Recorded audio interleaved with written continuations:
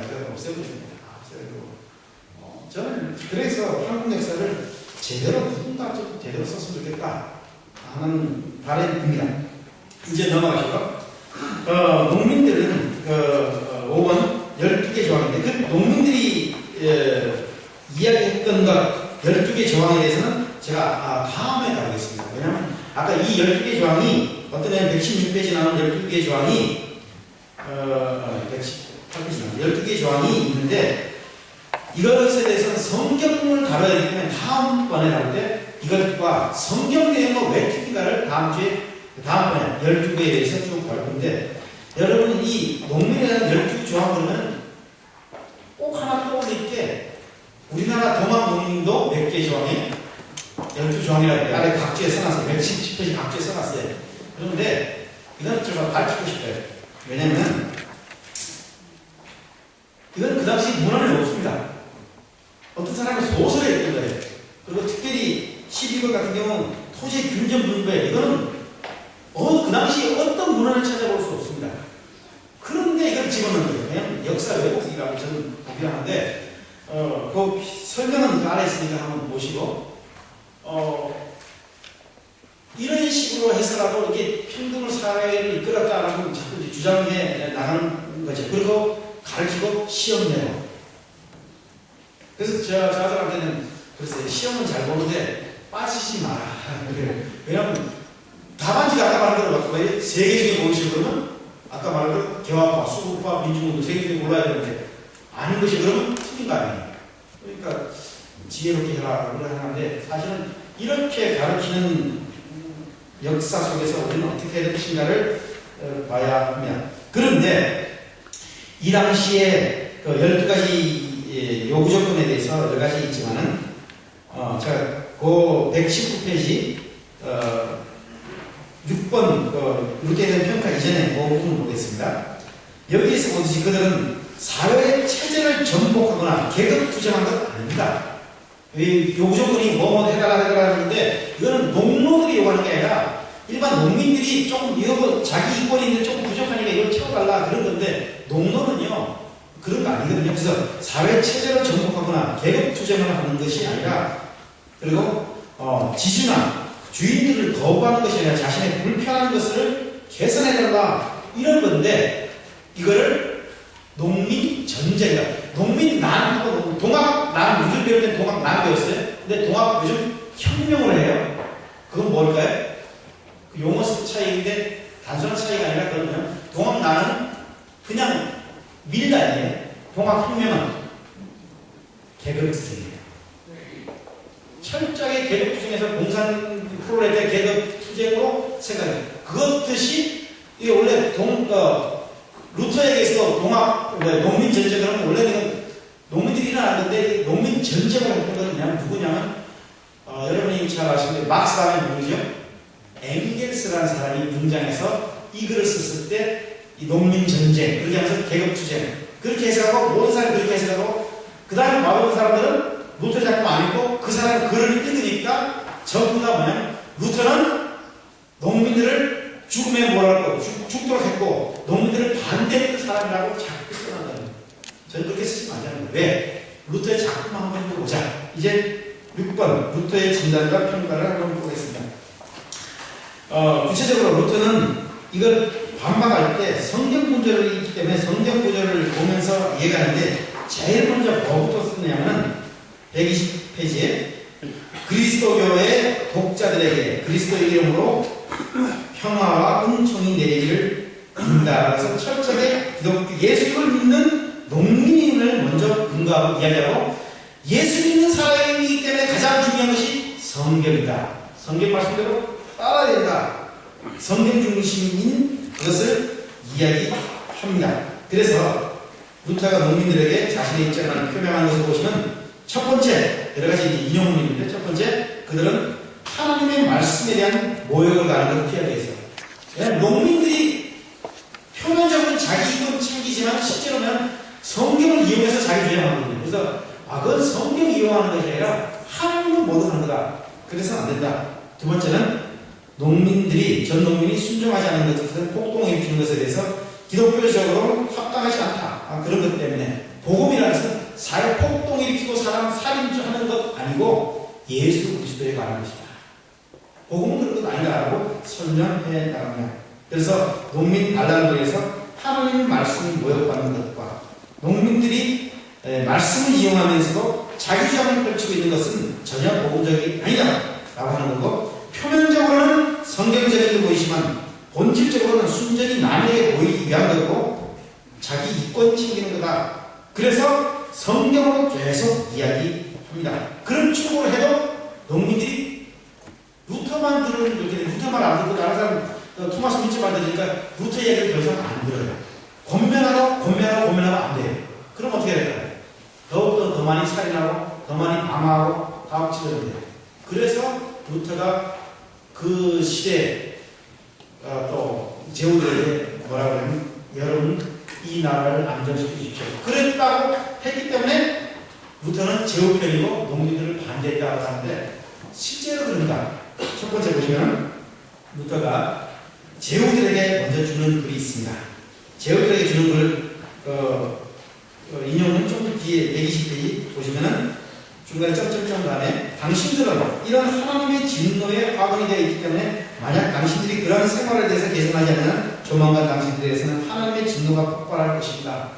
왜냐하면 농민들이 일어난 것은 하나님의 진노가 임박했던 소리다. 그러니까 농민들의 소리를 들어라 라고 제후들에게 이야기합니다.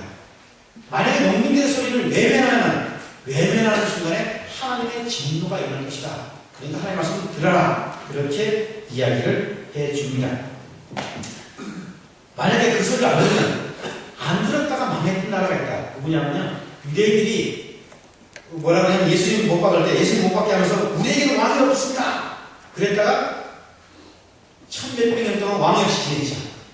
그러니까 함부로 하나님의 말씀을 멸시하지 말고 농민들의 소리를 하나님의 진노의 소리를 듣고 지금이라도 순종해라. 이게 누구예요? 제후들에게 가르치는 거예요. 제후들에게 계속 이렇게 가르쳤습니다. 그 다음에 124페이지 그러면서도 여러 가지가 있는데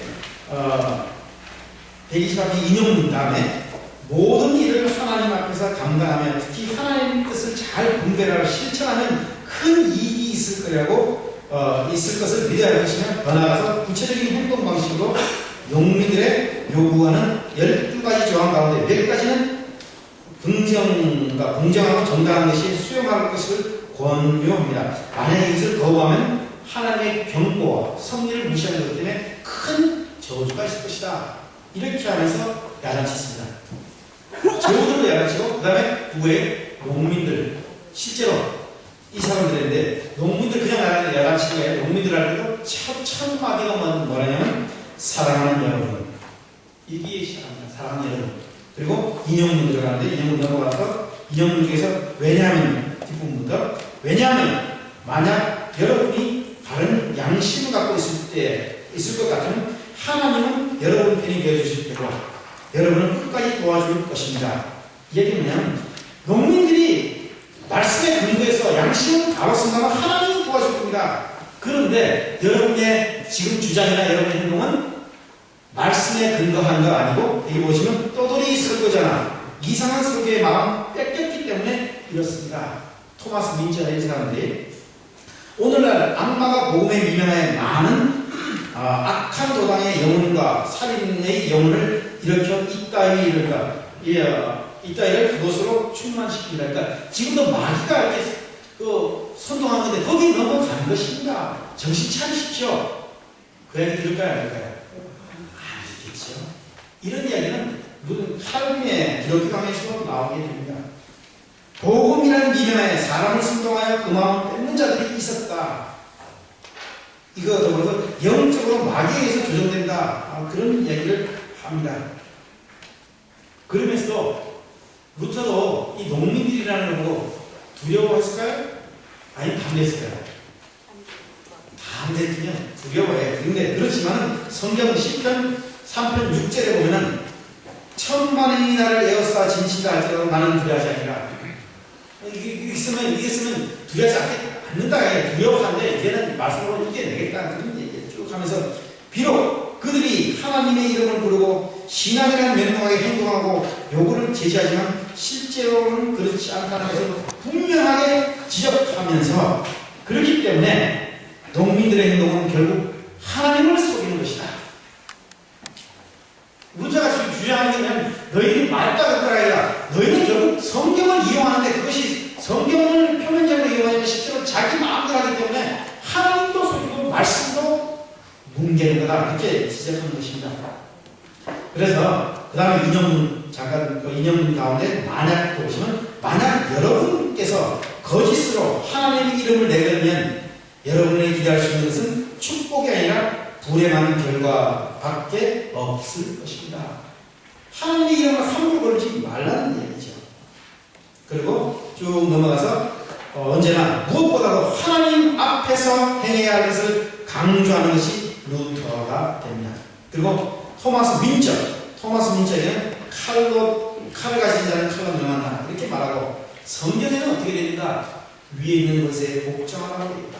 권세를 거스린 자는 하나님의 명령을 거스리는 것이기 때문에 그렇게 해서는 안 된다 라고 하면서 요즘은 우리가 이런 얘기하면 잘 안 들어요. 왜? 우리 시대 자체가 여기 예전에 여러분 잘 아시는 영화 코린트 이스트우드 그러면 악당을 몰라내기 위해서 더 악당짓을 해야 되죠. 람보 뭐 이런 것들이 옛날에 전부 다 요즘도 젊은 애들 요즘 애들 영화 보면 영화에서 처음부터 이렇게 드라마나 음악나 그러면 바꿔요. 좀 처음부터 막 갈게 되고 막 그래야지. 컨셉을 막 갈게 돼야 정신 차리고 보지. 뭐 음악 나고 깔려있으면 전혀 안 봐요. 그죠? 그런 시대에 악당을 몰아내는 뭐 할까요? 악당이 칼 가지고 난 대포 가져야 되고 막 그렇게 해야 될 걸로 그건 아니라는 거지. 그렇대. 악당이 그 사람 정당한 거 아니고 너희들 정당한 거 아닌데 중요한 것은 하나님 앞에서 말씀대로 할 거냐 말 거냐 그런 주장이 됩니다. 하나님을 언급하면서 복수해서는 안 된다라고 이제 가르치고 있는 것이 루터가 되죠. 왜냐하면요, 복수하는 것은 어디 때도 시편 신명기 2장 35절에 보면 복수하는 것은 하나님의 것이다. 네가 들어서 복수를 하지 말고 하나님께 맡겨라. 그렇죠? 왜냐하면 더 나아가 성을 이루게 하기 위해서 악을 행하는 것은 역시 하나님의 말씀에 대한 거역이기 때문에 하나님으로부터 벌을 받는 것이다. 이야기하면서 마지막에 좀 재밌는 말이에요. 따라서 하나님의 말씀을 순종할 의지가 없으면 차라리 그리스도인이라는 이름을 영광을 버려버리라. 예? 네가 이 말씀이 있는가 이 성경의 말씀에 순종할 생각도 없으면 넌 더 이상 그리스도인이라고 그러지 마라. 왜? 그리스도인이라고 하면서 성경 말씀도 안 듣고 이 권한도 안 듣느냐 이 이야기를 하는 거죠. 그래서 어디 보시면 구체적인 방식으로 농민들의 폭동에 대해서 다음과 같이 봤는데 맨 뒤에 보면 여러분을 그리스도인이라고 부르는 것을 여러분은 똑똑히 아셔야 됩니다. 먼저 농민들 이전에 그리스도인인 것, 하나님 믿는 것, 성경 따르는 것은 알아야 됩니다. 그러면서 언제나 사랑하는 친구들이여 그리스도의 말씀을 본받지 않는 것은 그리스도인이 아닙니다. 그리고 그리스도는 총과 칼 이런 걸 내세우는 것이 아니라 십자가의 고난으로 싸우는 것입니다. 그러면서 성경 구절로 쭉 이야기하고 있습니다. 그리고 마지막으로는 그러다 내가 와서요 나는 기도합니다. 그걸로 끝납니다. 이것이 루터의 얘기인데 그래서 이제 7번 바로 위에 인용 보시면 나는 문제를 하나님께 맡기려 합니다. 하나님의 은혜를 입어 내 목을 걸어야 한다. 그러니까 자기가 농민들을 반대하면 죽는다는 거, 죽을 거라는 거, 위기 처할 거라는 거 알지요. 그러나 하나님께서 여러분의 호소를 들으시고 여러분의 계획을 반대하며 그것이 성공하는 일이 없도록 해달라고 저는 여러분을 위해서 기도합니다. 여러분이 농민들을 위해서 이 일이 돼서는 안 된다고 이제 기도하는 거죠. 그리고 나중에 보시면 나중에 얘기 보면 여러분 속에 숨어있는 피해 굶주린 상인 예언자와 도당의 영혼을 수단으로 나를 없애버리고 또 삼켜버리려고 하고 있는 것을 나도 잘 알고 있습니다. 그럼에도 이건 하나님께 맡깁니다. 그 당시 참 많았습니다. 이런 이야기 들었으면 참 좋은데 그런 얘기가 없습니다. 이제 이 문제에 대해서 조금 이제 정리를 해야 되는데 또 중요한 문제를 또 이야기할 수 있습니다. 한국 사회 세월호로 많이 아픕니다. 그죠? 그리고 한국 교회는 성장이 멈춘 이후에 수적인 문제뿐만 아니라 한국의 많은 문제 때문에 반성의 소리도 많지요. 더구나 또 프란치스코 단회간 이후에 또 더 어려우기도 한데, 제가 이제 말씀드리는 건 이런 일로 우리의 신앙이 힘들 이유가 없습니다. 왜냐하면 인간이 성을 쌓아야 천국 간다고 가르치는 그 가르침, 아니면 오직 믿음으로 말미암아 구원 얻는다, 이건 우리 가르침이죠. 이건 두 사이의 길은 없습니다. 중용 없습니다. 성경이 제시하는 길은 넓은 길과 좁은 길, 둘 중에 하나지 중간에 어중간한 길이 없습니다. 나중에 이제 본문 성경을 택할 때, 루터를 택할 때 말씀을 전적으로 따를 것인가, 아니면 말씀을 조금 따를 것인가. 조금 따르는 것이 이제 농민들은 조금 따르는 것 같은데 말씀을 이용하여 자기 본청이 그건 아니다라고 이제 주장하게 되는 거죠.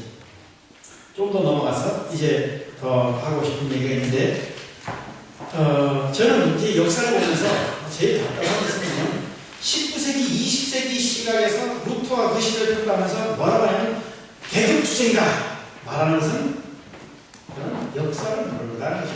계급투쟁이라면서 나중에 토론할 때 마르크스 이후에 나온 건데, 15세기 농민들의 전쟁은 계급에 토론할 때 혁명의 기술이 났다, 그렇게 해서 그걸 극찬하는 것, 그건 문제가 있다고 봅니다. 그런 면에서 저는 뭐냐면 또 특별히 동학혁명 그러면서 이거 계급투쟁이라고 하고 이것이 정당하다고 주장하는 것, 저는 한번 생각해 봤으면 좋겠다 생각해요. 그러면서 동학혁명 꼭 기억할 것은 동학혁명, 그러니까 밀당이 일어날 수밖에 없는 상황은 저는 아닙니다. 조선시대 일어날 것 같고 일어나고 그때 백성이 해야 될 거 아닌데, 나중에 더 나가서 백성이 처리하는 거 아니면 뭐할까, 그 사람들이 그런 사람은 뭐할까를 생각할 때 여러분 꼭 기억할 것은 우금치 전투라는 것 한번 기억해 주십시오. 우금치 전투 기억하시면 전봉준이가 그렇게 영웅이 아니라 참 그런 사람, 그러니까 이상한 사람이 앞장서 나가면 거기 따라가는 길이 죽음이에요. 그걸 잘 알아야 되는데, 요즘에 이제 많은 역사가들이 뭐라 그러냐면, 교회 들어가는 이전에 뒷부분에 얘기지만 많은 역사가들이 그냥 8번에 가시면 이렇게 제가 얘기했는데, 다시 한번 정리해서 많은 역사가들이 그냥 그때 농민들이 성공했으면 어땠을까? 농민들이 성공했으면 어땠을까요?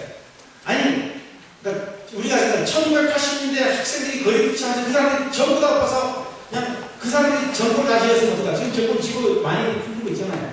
어땠을까요? 그거를 많이 그 이상 살고 해방이고 민족이 살아나는 걸 생각하는데, 그 사람은 역사를 몰라도 너무 모르는 것입니다. 그런 데 대한 경고를 저는 그 다음 페이지에 썼습니다. 뭐냐면요, 성경을 먼저 보고 이야기할게요. 이사야서 3장 4절 5절, 여기 9절이 있습니다. 여러분 그 페이지에 책이 있는데 그 마지막 전전 페이지에 있을 겁니다. 이사야서 3장 4절에서 5절 같이 한번 읽어볼까요? 시작. 그가 또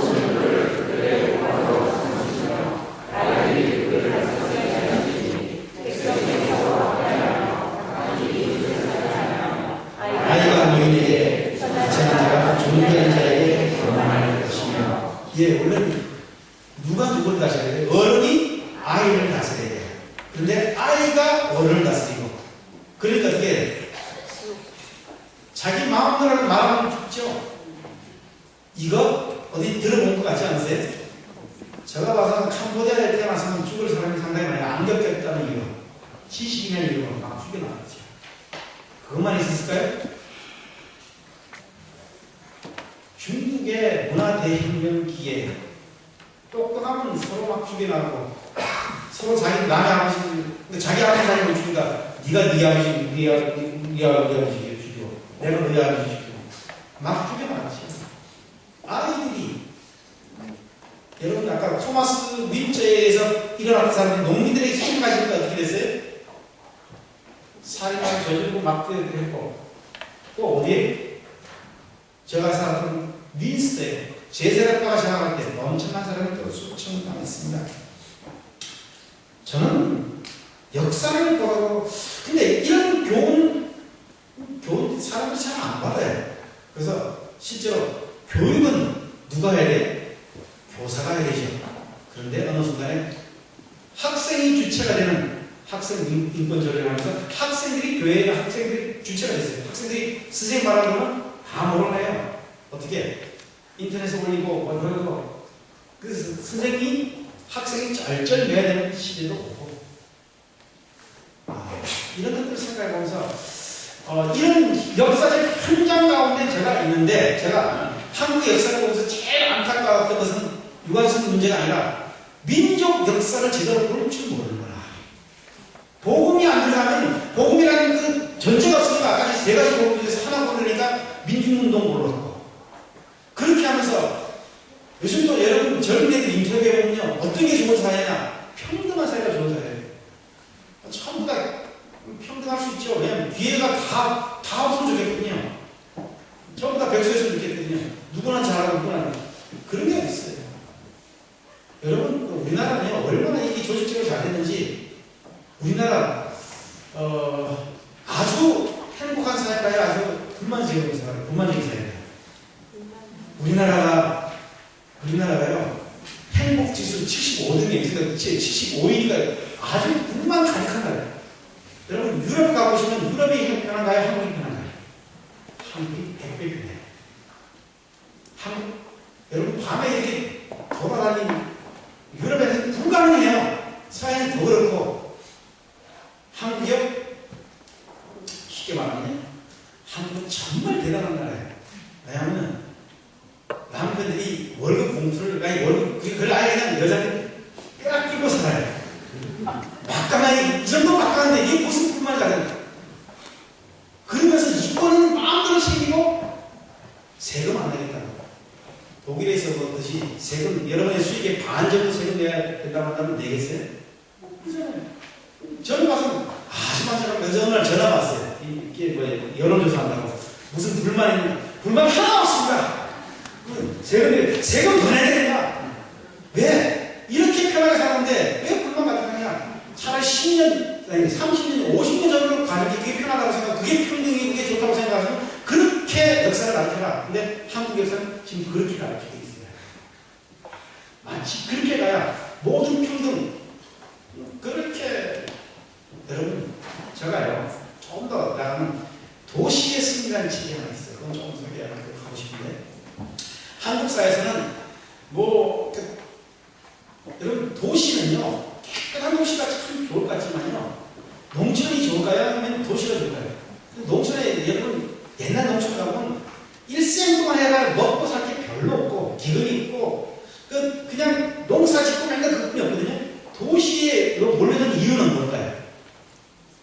거기에 이기자 있고 일할 수 있는 거리가 있고 그래서 몰려드는 거예요. 그러면 도시는 깨끗한 도시가 정상적이다 아니면 슬럼 있는 게 정상적이다.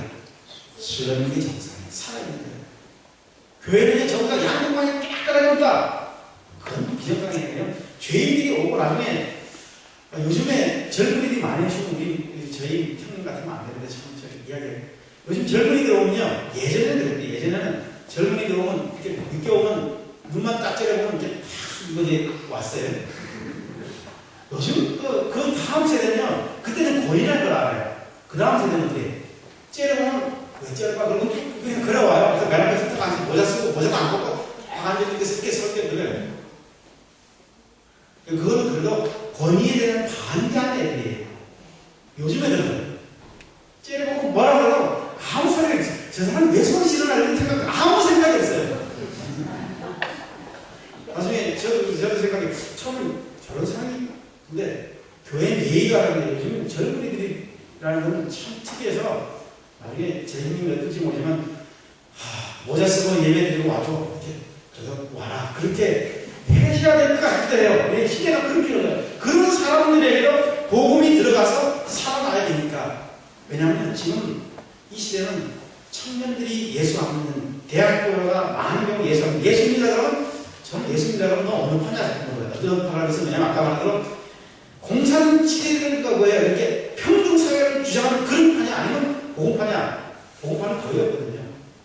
예수 믿는다 그러면 자꾸 나가서 횃불 들어야 되고 촛불 들어야 되고 뭐 해야 되고 아닙니다. 그렇기 때문에 이 교회는 정말 복음이 들어가서 복음을 변질시키지 않아서 이 나라를 살리는 그런 젊은이들이 많이 모일 수 있으면 좋겠고, 그런 면에서 어른들은 조금 더 기다려주시면서 해야 되는데, 사실은 이렇게 이야기하면서도 사실은 어려운 것이 뭐냐면, 저도 이제 농민 이렇게 루터편에 서서 변증했잖아요. 그러면 너도 똑같은 루터편이다 라고 이미 화살을 맞고 있습니다. 김 교수 이야기 들어보면 너무 그렇다 얘기를 하는데, 뭐 그래도 어떡합니까? 왜냐하면 한국 역사도 왜곡하는 사회에서 정확하게 가르쳐야 되고, 이 농민전쟁 그러면서 사실은 이 평등사회 공동진보주의 사회 전체가 평등사회 이렇게 되어 있는데, 평등에서 모두가 기회가 없는 것이냐, 아니 모두가 기회를 또 열심히 하려고 하는 것인가 한번 생각해 보시면서, 도시는요 그런 게 아니고 계속 일자리에서 몰려들듯이 이 교회는 별의별 사람들이 계속 와서 말씀으로 치유받는, 그러면 어떻게 될까요? 교회가 좀 안정된 게 아니라 늘 이렇게 있어요. 그런 사람들은 어떻게 될까요? 이미 앞선 사람들이 케어해주면서 함께하고, 아프다 그러면 챙겨주고, 그렇게 해서 함께 가는 것이, 모든 사람이 평등해서 너도 나도 없다, 이건 아니시야. 근데 이것이 마르크스 이후에 동독을 했던 그 사람들에게 가장 중요한 것은, 루터는 정권에 결핍한 사람이고 민저는 민중을 생각한 사람이다. 그런 도식인데 한국인 자꾸 이렇게 해서 저는 아니다. 루터가 뭘 비판했는가? 농민들에게 있어 하나님의 말씀을 인용하는데 결국 자기 욕심 채우고 하나님을 무시한 거다.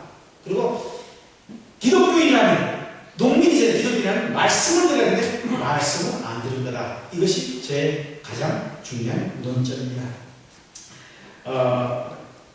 마지막으로 하나만 더 하고 말씀을 마치도록 하겠습니다. 갈수록 죄가 더 강해질 것입니다. 그리고 요즘은 애들은 상상하기도 어려운 면이 많아요. 그렇기 때문에 제가 적어도 이 교회에서 주머니 열면 상품권 몇 개는 갖고 계신 분이 좀 많았으면 좋겠다. 어떤 분들이 돈 많이 주면, 요즘은요, 제가 제 은사 처자가 고등학교 교장 선생님인데, 자금 많이 줘도 요즘 감사가 안 돼요. 당연히 가난한 애가 받는 것처럼.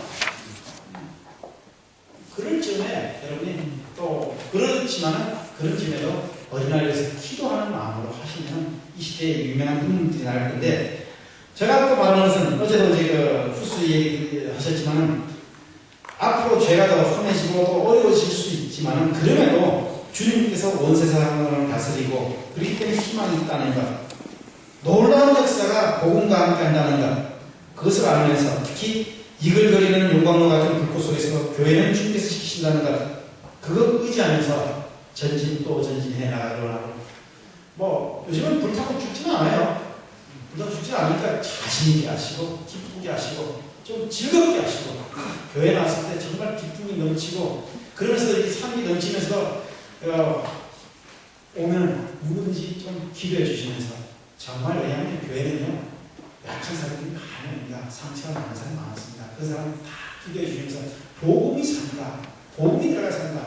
루터는 그러니까 농민인생 겪지 않았으면 루터가 이 복음을 더 감지 못했을 거예요. 근데 겪고 나니까 잘못된 대충 가르쳤더니 복음하고 복음하고 겹쳐가지고 막 투명해지는 게 아니다. 복음을 제대로 가르쳐야 되겠구나. 그 결심한 게 그입니다. 저는 이 한국 사회, 한국 역사와 이 루터를 보면서 복음을 더 가르쳐야 되겠구나. 말씀대로 가르쳐야 되겠구나. 그리고 정말 사랑하면서 끝까지 기도하면서 가야겠구나. 그것을 느끼게 됩니다. 여러분에게 주님의 은혜가 넘치고 나고, 시대가 혼란하지만 교회가 힘들 것이지만 그것이 바로 밤이 깊었다는 것, 다시 말하면 새벽이 가까운다는 것, 그걸 보면서 한국교회가 세계의 교회를 위한 귀한 역할을 잘 감당해 주시고, 특별히 다음 세대를 위한 많은 사랑과 관심과 은혜가 있어서 이 교회에 오면은 우리가 기도받고 학교 가야 기도받고 생활한다는 그런 것들이 젊은 학생들, 중학생, 고등학생, 대학생들에게 느껴질 수 있도록 그렇게 좀 해주시기를 원합니다. 그것이 이 나라를 살리는 거고 그것이 그 학생들을 살리는 길입니다. 기도하십시오.